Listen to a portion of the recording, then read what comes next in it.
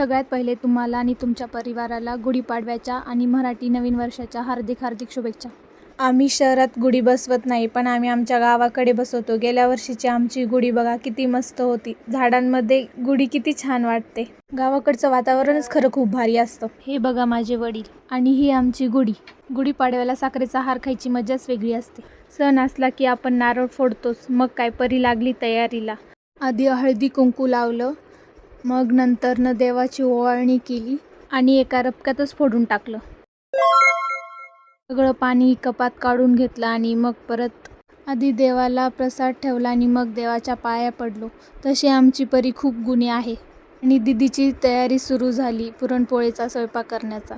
आमची दिदी खूप मल्टी टॅलेंटेड आहे. दोन्ही गॅसवरती स्वयंपाक सुरू होता तिचा. एका गॅसवरती पोळ्या आणि एका गॅसवरती पापड सगळे तळून घेतले. भात रेडी होता, आमटी रेडी होती आणि पापड पण रेडी होते. सगळ्यांनी मिळून पोटभर जेवण केलं. तेवढ्यात राघव आला. लहानपणी आम्ही पण असंच गळ्यात हार घालून फिरायचो.